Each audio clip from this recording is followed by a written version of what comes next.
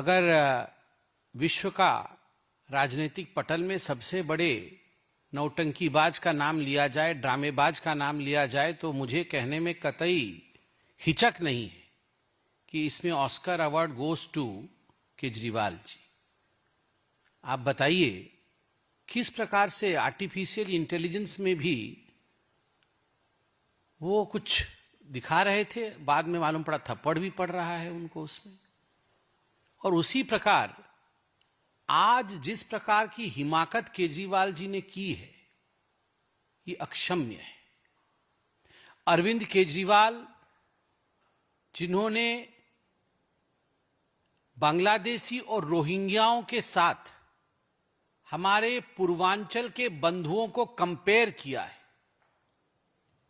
17 दिसंबर को पार्लियामेंट के अंदर, जब पार्लियामेंट चल रहा था, उस समय भारतीय जनता पार्टी के यशस्वी राष्ट्राध्यक्ष एवं राज्यसभा में हमारे नेता हेल्थ मिनिस्टर आदरणीय जेपी नड्डा जी ने बहस के दौरान एक प्रक्रिया के विषय में चिंता की और चर्चा की कि किस प्रकार भारत के संविधान में वोट जोड़ने का और वोट काटने का ये प्रावधान है। आप सभी जानते हैं कि इलेक्शन कमीशन ऑफ इंडिया जो संविधान के अंतर्गत काम करती है, उनका एक प्रावधान है कि किसी भी चुनाव से पहले कोई भी व्यक्ति जो वोटर है वो अपना नाम जुड़वा सकता है।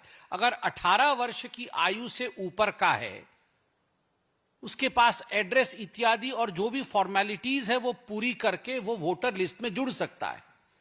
ठीक उसी प्रकार यदि किसी की मृत्यु हो जाती है, कोई कहीं और से आया है, उसके पास परमानेंट रेसिडेंस नहीं है, या जो उचित कागजात होने चाहिए वो नहीं है, या डबल जगह वोटिंग है उसकी, तो उसके प्रक्रिया के अंतर्गत उसके नाम को काटा जा सकता है, उसको डिलीट किया जा सकता है। जब इस विषय में चर्चा चल रही थी तो संजय सिंह जी, जो बहुत जोर जोर से चिल्ला करके झूठ बोलते हैं, केजरीवाल जी बहुत धीरे धीरे ड्रामे के तरीके से झूठ बोलते हैं, और संजय सिंह जी वही झूठ बहुत जोर जोर से चिल्ला के बोलते हैं। बहुत जोर जोर से चिल्ला करके संजय सिंह जी पूछ रहे थे, आपने कैसे वोट काट दिया, आपने राम सिंह का कैसे वोट काट दिया, राम का वोट कैसे काट दिया, ये तो हमारे पूर्वांचल के भाई हैं। तो माननीय अध्यक्ष जी ने कहा, प्रक्रिया है, एक प्रक्रिया है जिसके अंतर्गत ये कार्यवाही होती है। उसके उत्तर में जो उत्तेजना संजय सिंह जी ने दिखाया और जिस प्रकार से उन्होंने पूर्वांचलियों को रोहिंग्या और बांग्लादेशियों के बराबर में लाके खड़ा किया है, ये छटपटाहट दिखाती है अरविंद केजरीवाल की। अरविंद केजरीवाल जानते हैं कि इस बार वो दिल्ली की चुनाव हार रहे हैं। अरविंद केजरीवाल जी जानते हैं कि शराब घोटाला जो उन्होंने किया है, जिसके कारण उन्हें जेल के सलाखों के पीछे रहना पड़ा, उसका खामियाजा उन्हें भुगतना पड़ेगा।